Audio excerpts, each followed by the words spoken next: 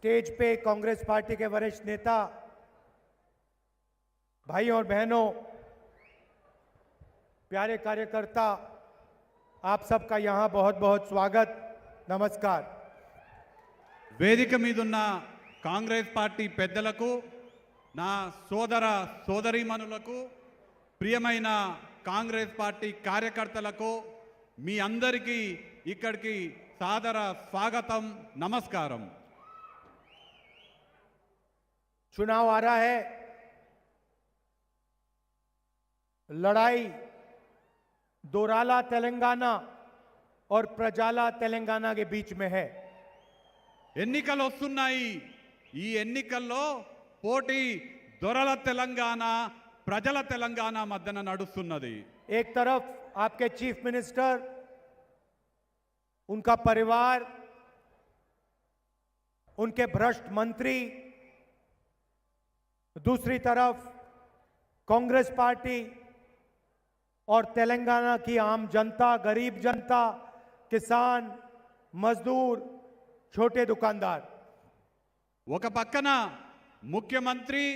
ముఖ్యమంత్రి కుటుంబం, అవినీతి పరులైన మంత్రులు, మరొక పక్కన తెలంగాణ రాష్ట్ర ప్రజలు, పేద ప్రజలు, రైతులు, కార్మికులు, విద్యార్థులు, యువకులు, పేద ప్రజలు। हम सब ने तेलंगाना का सपना देखा था। सपना था कि तेलंगाना की जनता इस प्रदेश में राज करे।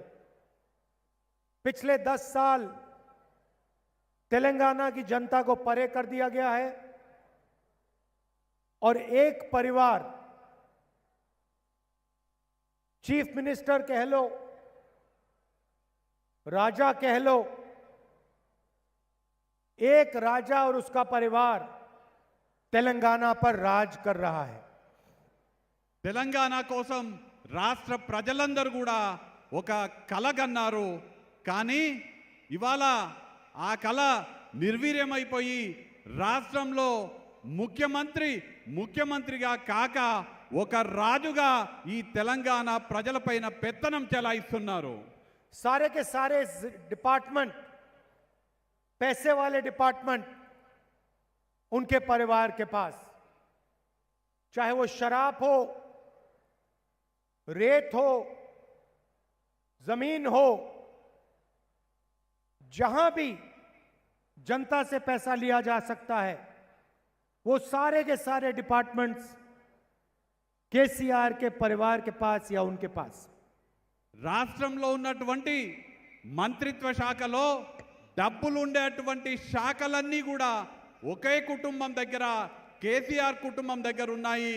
అది మద్యం కానివ్వండి, భూమి కానివ్వండి, ఇసుక కానివ్వండి, ఎక్కడెక్కడైతే డబ్బులు ఉన్నాయో ఆ శాఖలన్నీ కూడా ప్రజలను పీడించుకొని తినే విధంగా ముఖ్యమంత్రి కుటుంబం వద్ద ఆ శాఖలన్నీ కూడా ఉన్నాయి। कलेश्वरम प्रोजेक्ट को बड़ा बढ़ाकर 1 लाख करोड़ रुपए आपकी जेब में से निकाला है।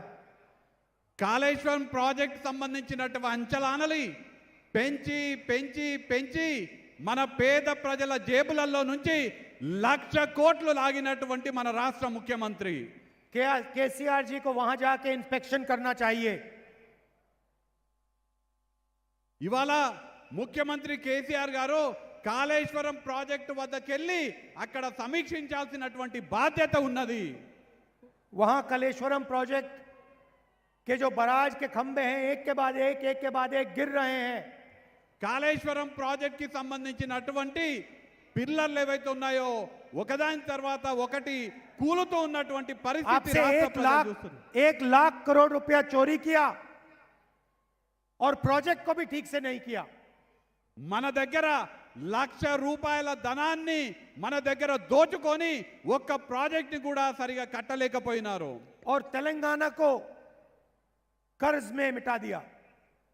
అట్లనే తెలంగాణ రాష్ట్రాన్ని అప్పుల ఊబిలోకి నెట్టేయబడ్డది। వాళ్ళ भाइयों और बहनों, 2040 तक तेलंगाना का हर परिवार 31,500 रुपए हर साल तेलंगाना के कर्ज के लिए दिएगा। 2040 సంవత్సరం వరకు తెలంగాణ ప్రజలపైన లక్షకు పైగా అప్పు ప్రతి తెలంగాణ బిడ్డపైన ఉన్నది। इसको कहते हैं दोराला सरकार। దీన్ని దొరల ప్రభుత్వం అని అంటారు। हमने भी सरकार चलाई, हमने भी प्रोजेक्ट्स किए। మేము కూడా ప్రభుత్వాలని నడిపినాము, మేము కూడా ప్రాజెక్టులను నిర్మించినాము। नागार्जुना सागर, प्रियदर्शनी जुराला, श्री राम सागर, सिंगूर प्रोजेक्ट, कोई शिकायत नहीं आई। నాగార్జున సాగర్ ప్రాజెక్టు, దూరాల ప్రాజెక్టు, సింగూరు ప్రాజెక్టు అన్నీ కూడా కాంగ్రెస్ ప్రభుత్వంలో కట్టడం జరిగింది। हमारी सरकार थी, दलितों को, आदिवासियों को, पिछड़ों को हम उनकी जमीन वापस देते थे। మా ప్రభుత్వంలో దళితులకు, గిరిజనులకు, బడుగు బలహీన వర్గాలకు భూమిని ఇవ్వడం జరిగింది। लाखों गरीब लोगों को हमने जमीन वापस दी। లక్షలాది మంది పేదలకు భూమిని తిరిగి ఇవ్వడం జరిగింది। कांग्रेस पार्टी से और इंदिरा गांधी जी से इसलिए आपका इतना गहरा रिश्ता है। కాంగ్రెస్ పార్టీతో, ఇందిరమ్మతో ఆ కారణం చేతనే మీ అందరికీ కూడా అంత అవినాభావ సంబంధం ఉన్నది। और दोराला सरकार क्या करती है? ఆపోజిట్ గా దొరల ప్రభుత్వం ఏం చేస్తున్నది? धारिनी पोर्टल के माध्यम से गरीबों से उनकी जमीन छीनने का काम करती है। ధరణి పోర్టల్ పేరుతో పేద ప్రజల వద్ద ఉన్నటువంటి పేదల భూమిని లాక్కుంటున్నది దొరల ప్రభుత్వం। 20 लाख किसानों को नुकसान पहुंचा है 20 లక్షల రైతులకి దీనివల్ల నష్టం కలిగించడం జరిగింది। और फायदा किसको हो रहा है? దీనివల్ల లాభం ఎవరికి జరుగుతున్నది?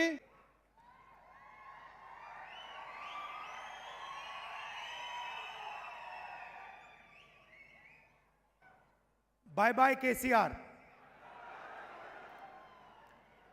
मगर रेवंत जी ने कहा बाय बाय केसीआर, मगर जो पैसा इन्होंने लूटा है उसके बारे में क्या होगा? రేవంత్ రెడ్డి గారు బాయ్ బాయ్ కేసీఆర్ అని అన్నారు, కానీ ఏ ధనమైతే కేసీఆర్ పేద ప్రజల దగ్గర లూటీ చేసినాడో దాన్ని ఏం చేయాలి? चीफ में पहले क्या होगा? पहले चीफ मिनिस्टरशिप से बाय बाय होगा। మొదట ముఖ్యమంత్రి పదవి నుంచి బాయ్ బాయ్ చేయాలి। उसके बाद जो केसीआर जी ने तेलंगाना की जनता से पैसा लूटा है उसके बारे में सवाल पूछे जाएंगे। దాని తర్వాత కేసీఆర్ తెలంగాణ ప్రజల దగ్గర ఎంతైతే లూటీ చేసినాడో దానిపైన ప్రశ్నించడం జరుగుతుంది। मैंने मन बना लिया है कि जितना पैसा आपके चीफ मिनिस्टर ने आपसे चोरी किया है उतना पैसा कांग्रेस पार्टी आपकी जेब में वापस डालने जा रही है।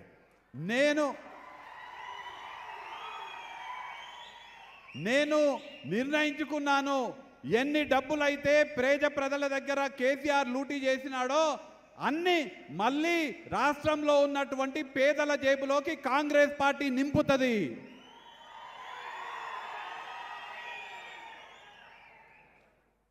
और मैं नरेंद्र मोदी नहीं हूं, जब वायदा करता हूं तो उस वायदे को पूरा करके दिखाता हूं।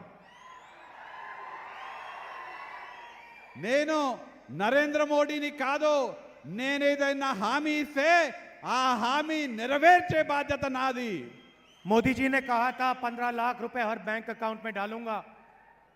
నరేంద్ర మోడీ గారు హామీ ఇచ్చినారు, మీ అందరి బ్యాంక్ అకౌంట్లలో 15 లక్షల రూపాయలు డిపాజిట్ చేస్తా అని। आपके बैंक अकाउंट में 1 रुपया नहीं आया। మీ బ్యాంక్ అకౌంట్ లోకి 1 రూపాయి కూడా రాలేదు। अदानी जी के बैंक अकाउंट में लाखों करोड़ रुपए चले गए। అదే అడానీ బ్యాంక్ అకౌంట్ లో లక్షల కోట్ల రూపాయలు చేరినాయి।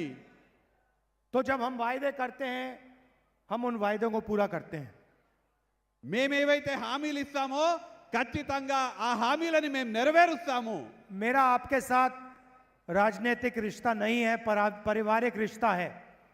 నాకు మీతో ఉన్నటువంటి బంధము రాజకీయ బంధం కాదు, వ్యక్తిగతమైనటువంటి కుటుంబ పరమైనటువంటి బంధము మీతో నాకు ఉన్నది. मतलब ये रिश्ता राहुल गांधी के साथ नहीं है, ये रिश्ता जवाहरलाल नेहरू, इंदिरा गांधी, राजीव गांधी, सोनिया गांधी के साथ है. ఈ బంధము కేవలం రాహుల్ గాంధీ గారితో ఉన్నది కాదు, జవహర్లాల్ నెహ్రూ గారు, ఇందిరా గాంధీ గారు, రాజీవ్ గాంధీ గారు, సోనియా గాంధీ గారితో ఉన్నటువంటి బంధము, ప్రియాంక గాంధీ గారితో ఉన్నటువంటి బంధము. तो हमारा पारिवारिक रिश्ता है और इसीलिए जो हम यहां स्टेज से कहते हैं वो हम करके दिखाते हैं. నాకు మీతో ఉన్నది కుటుంబపరమైనటువంటి బంధం కాబట్టి మేము ఏదైతే ఈ వేదిక మీద నుంచి చెప్తామో అది చేసి చూపిస్తాము. और मैंने कहा कि जितना पैसा केसीआर ने आपसे लूटा है उतना पैसा कांग्रेस पार्टी आपके बैंक अकाउंट में वापस डालेगी. నేను చెప్పడం జరిగింది, ఎన్ని డబ్బులైతే కేసీఆర్ మన పేదల దగ్గర లూటీ చేసినాడో అవన్నీ కూడా తిరిగి మీ బ్యాంక్ అకౌంట్ లో నేను వేపిస్తాను. सबसे पहले महिलाएं इस प्रदेश की रीढ़ की हड्डी हैं. మొదటగా మహిళలు ఈ రాష్ట్రానికి పునాదులు లాంటి వారు. वो हमारे भविष्य की देखभाल करती हैं. మన భవిష్యత్తు గురించి ఆలోచన చేసి మన భవిష్యత్తు కోసం కష్టపడతారు మహిళలు. और अपनी पूरी जिंदगी तेलंगाना के भविष्य में लगा देती है. వారి జీవితం మొత్తం కూడా తెలంగాణ కోసం పాటుపడుతున్నారు. इसीलिए सबसे पहले हम उनके लिए महालक्ष्मी स्कीम लाए हैं. అందుకోసమే మొదటగా మహిళల కోసం మహాలక్ష్మి స్కీమ్ ని ప్రవేశపెట్టడం జరిగింది. 2500 रुपए हर महीने तेलंगाना की महिलाओं के बैंक अकाउंट में सीधा जाएगा.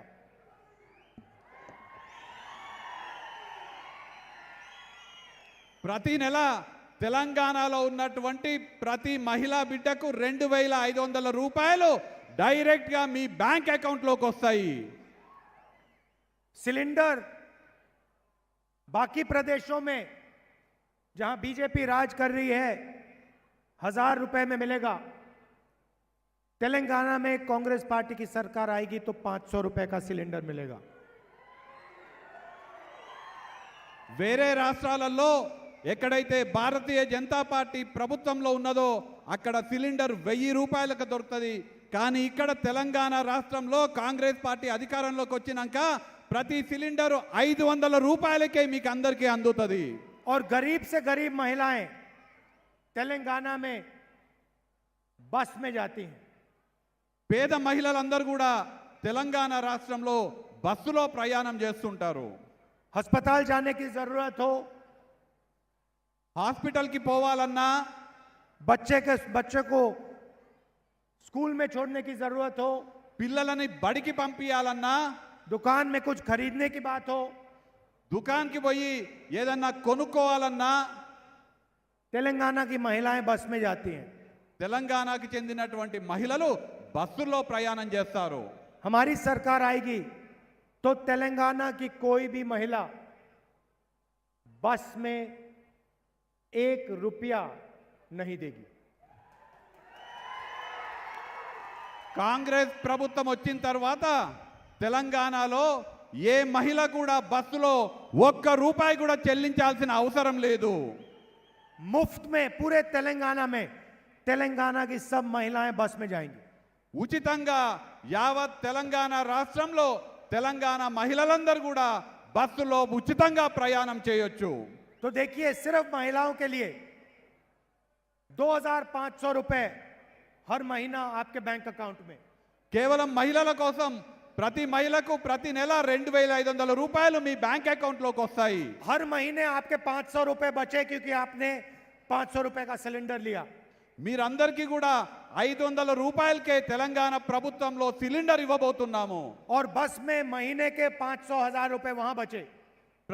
ప్రతి మహిళకు బస్సులో మీకు ఫ్రీగా కాబట్టి 500 నుంచి 1000 రూపాయలు మీకు అక్కడ సేవ్ అవుతాయి. तो तकरीबन 4000 रुपए हम तेलंगाना की माताएं और बहनों के बैंक अकाउंट में सीधा डाल रहे हैं. దీన్ని బట్టి ప్రతి మహిళకు తెలంగాణలో ప్రతి నెల 4,000 రూపాయలు మీ బ్యాంక్ అకౌంట్లో వేసినట్టు అవుద్ది. अब चलिए किसानों की बात करते हैं। ఇప్పుడు రైతుల గురించి మాట్లాడదాము. किसान भी प्रदेश की रीढ़ की हड्डी हैं। రైతులు కూడా మన ప్రాంతానికి పునాదులు లాంటి వారు. और हम जानते हैं उनको कितनी मुश्किल सहनी पड़ती है।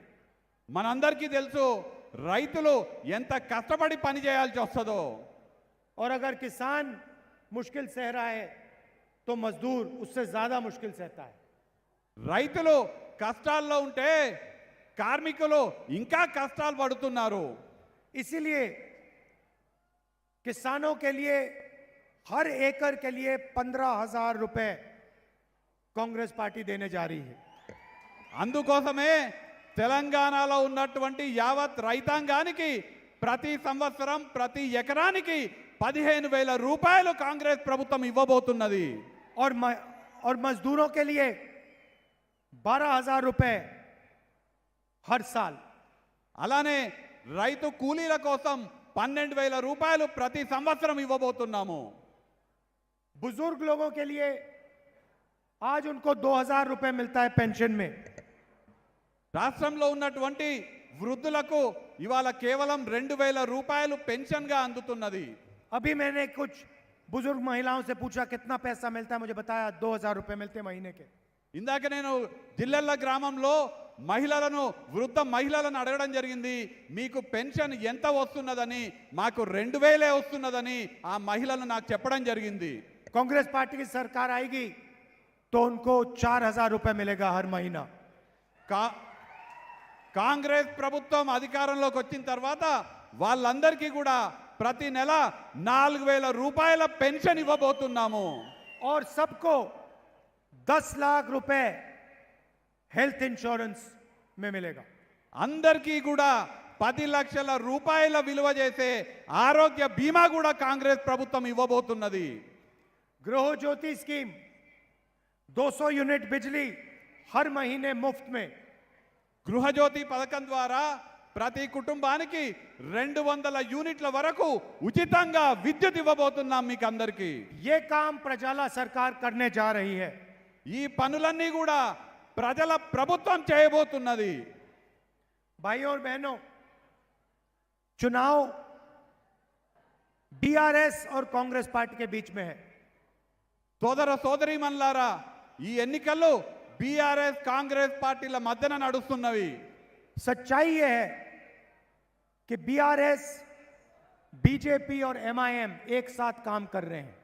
కానీ వాస్తవం ఏదంటే BRS party, BJP party, MIM party ముగ్గురు కలిసి పనిచేస్తున్నారు. पार्लियामेंट हाउस में, लोकसभा में बीआरएस ने बीजेपी का पूरा समर्थन किया। పార్లమెంటులో, లోక్సభలో బీఆర్ఎస్ పార్టీ పూర్తిగా బీజేపీకి మద్దతు ఇస్తున్నది. किसान बिल लाने में, जीएसटी, नोटबंदी, बीआरएस और आपके चीफ मिनिस्टर ने बीजेपी को पूरा का पूरा मदद किया। రైతుల చట్టాల పైన కానివ్వండి, జిఎస్టీ పైన కానివ్వండి, అలానే నోట్ల రద్దు పైన కానివ్వండి, పూర్తిగా రాష్ట్ర ముఖ్యమంత్రి కేసీఆర్, బీఆర్ఎస్ పార్టీ పూర్తిగా బీజేపీకి సంపూర్ణ మద్దతు ఇవ్వడం జరిగింది పార్లమెంటులో. बाकी विपक्ष के नेताओं पर केसेस लगते हैं, ED, CBI, income tax, vigilance. मेरे ऊपर 24 केस लगे हुए हैं। ప్రతిపక్ష నాయకులందరిపైన అనేక కేసులు ఉంటాయి. ఈడీ కానివ్వండి, సిబిఐ కానివ్వండి, ఇలాంటి అనేక కేసులు ఉంటాయి. నా ఒక్కనిపైనే ఇప్పటికీ 24 కేసులు ఉన్నాయి. मेरी लोकसभा की मेंबरशिप रद्द कर दी। నా లోక్సభ సభ్యత్వాన్ని కూడా రద్దు చేయడం జరిగింది. मेरा जो घर है, सरकारी घर, वो ले लिया। నా ఇల్లు, నాకు ప్రభుత్వం ఇచ్చినటువంటి ఇల్లును కూడా గుంజుకున్నారు నా దగ్గర నుంచి. और मैंने खुशी से इनको घर दिया, कहा लो ले जाओ अपना घर, मुझे नहीं चाहिए। సంతోషంగా నేను ఇచ్చేసినాను. ఈ ఇల్లు నాకు అవసరం లేదని నేను ఇచ్చేసినాను. पूरा हिंदुस्तान मेरा घर है, पूरा तेलंगाना मेरा घर है। యావత్ భారతదేశం నా ఇల్లు, ఈ తెలంగాణ రాష్ట్రం మొత్తం కూడా నా ఇల్లు. करोड़ों लोग अगर मुझे जरूरत पड़े तो करोड़ों लोग मुझे अपने घर में रहने देंगे. అవసరమైతే కోట్లాది మంది నన్ను వాళ్ళు హక్కున చేర్చుకుంటారు. ఆ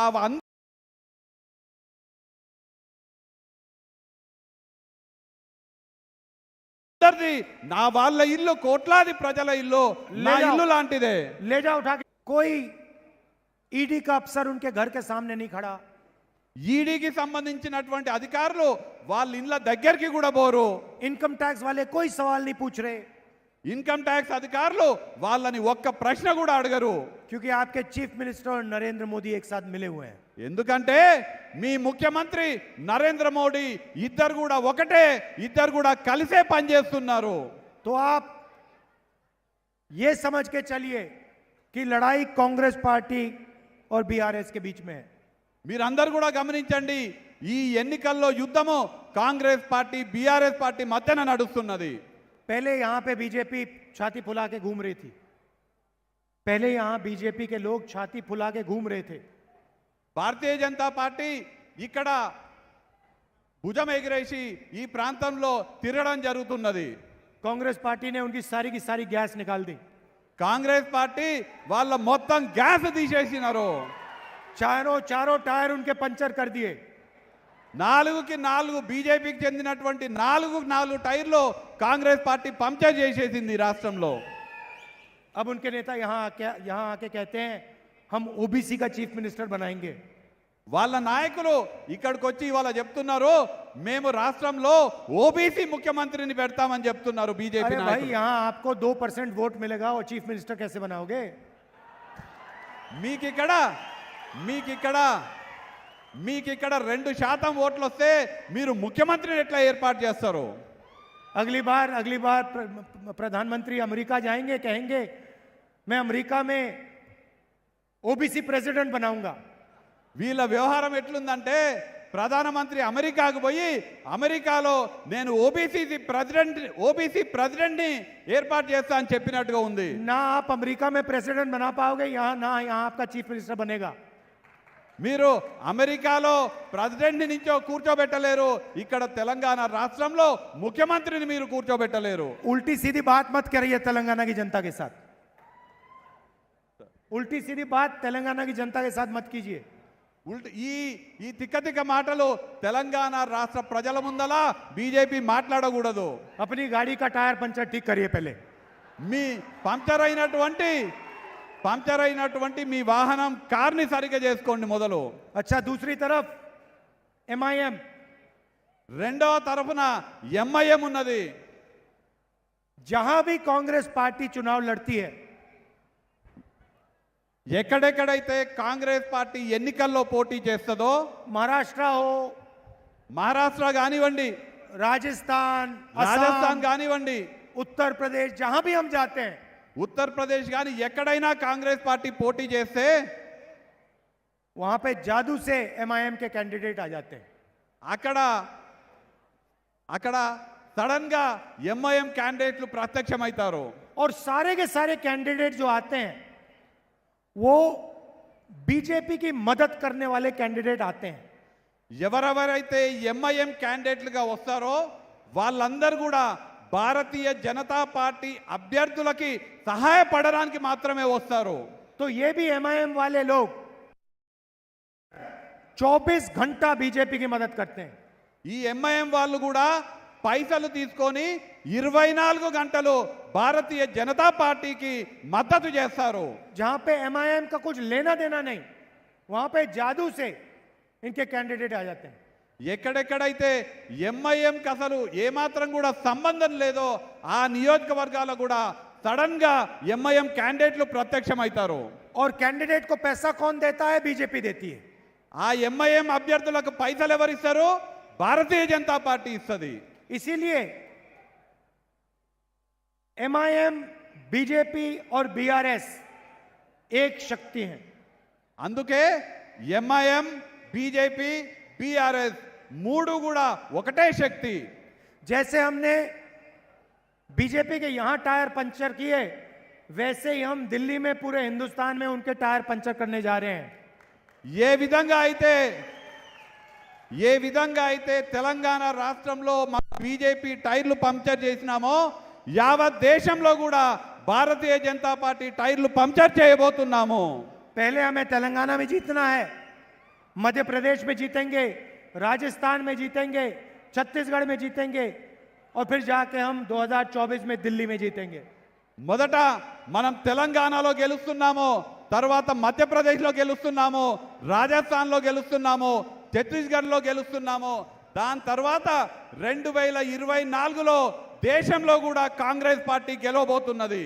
इसलिए सारे के सारे मिलकर यहां बीआरएस को हराएंगे और फिर वहां जाके दिल्ली में नरेंद्र मोदी और बीजेपी को हराएंगे।